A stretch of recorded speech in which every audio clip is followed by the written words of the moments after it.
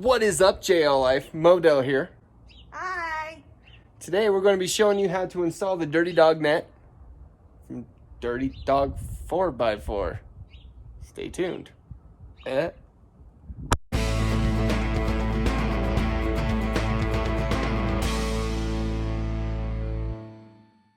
So the first step is to get the rear portion, your two 23-inch straps, which are going to be the longer ones out of the group. And we're going to make sure the Dirty Dog logo is facing up into the rear of the Jeep.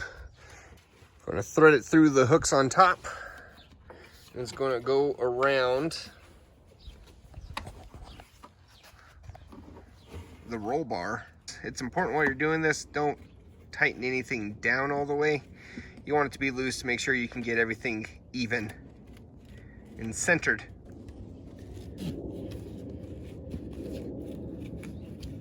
And for the second one, we should be able to keep our Dominion off-road high lift mount where it is without any obstruction.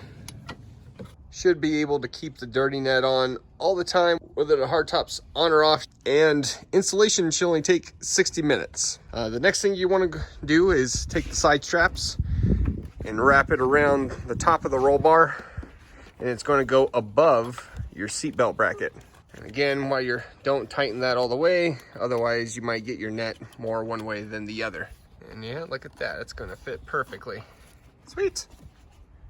Then for the other side.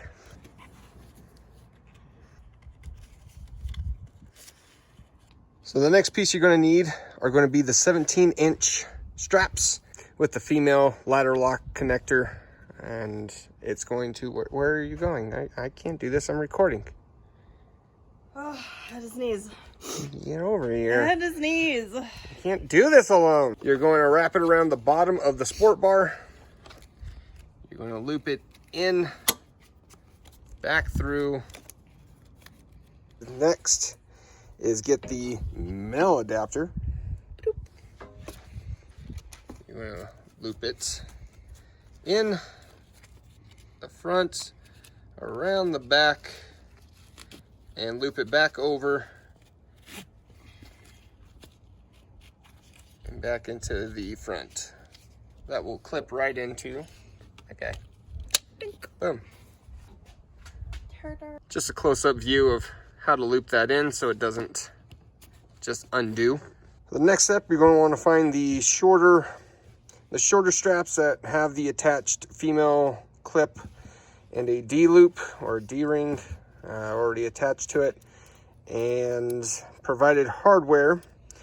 And the way you're going to have it set up is nylon washer in the middle and your shoulder washer at the bottom. And you are going to remove whatever bolts are already in there. The D loop is going to go there. So if you already have a bolt there, go ahead and remove it. You could reuse the same hardware if you'd prefer, which I would prefer. How you're going to want it set up is going to be your washer, the D loop, and your shoulder washer. Over here. And do that to both sides. After you get those attached, you're going to get the male end, attach it to the bottom strap on the back side.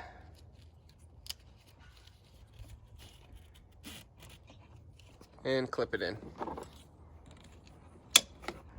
Both sides. So the next step, what you need to do is you get the bar. It's just a two-piece bar, connects in the middle, and you thread it through all these loops. Now, if you, apparently, I didn't research this before we bought this, but if you have a hard top, you have to go buy more pieces to get this install to work.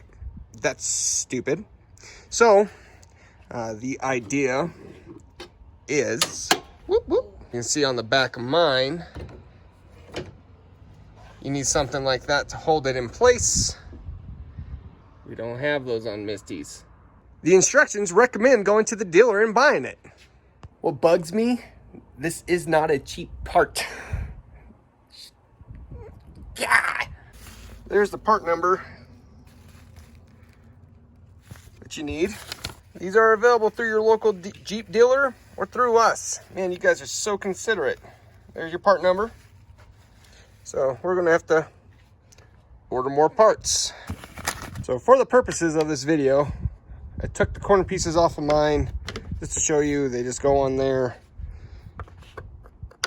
You install the bolts, slide the bar in, both ends, it connects at the middle. And you just pull it over your retainers. Of course, this is bolted down, but that's what it will essentially look like. And you just straighten here.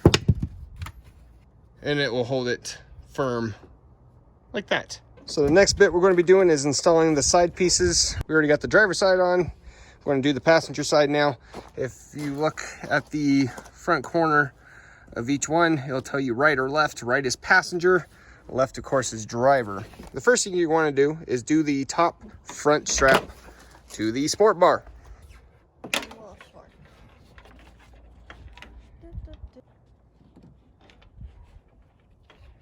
The second strap you're going to want to do is going to be that one. And again, it goes around the sport bar. The third one is going to be the corner strap. Now the way you do this one,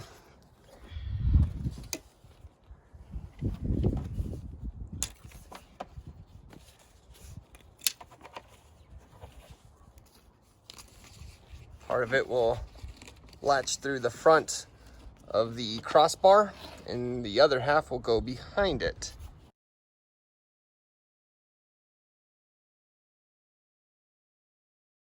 And you don't want to tighten that one up yet. It's going to mess up the look of your netting. The next step is you're going to be latching these underneath the tub. There's two of them. However, ours doesn't fit with this bracket.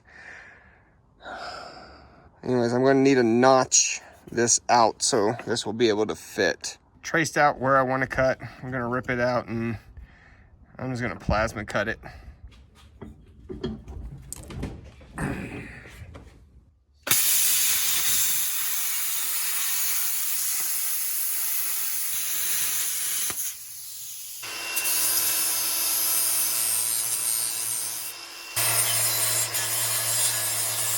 The beauty about owning a Jeep and just installing different things and different things and different things, eventually things don't work with each other and you're going to have to modify to make them work.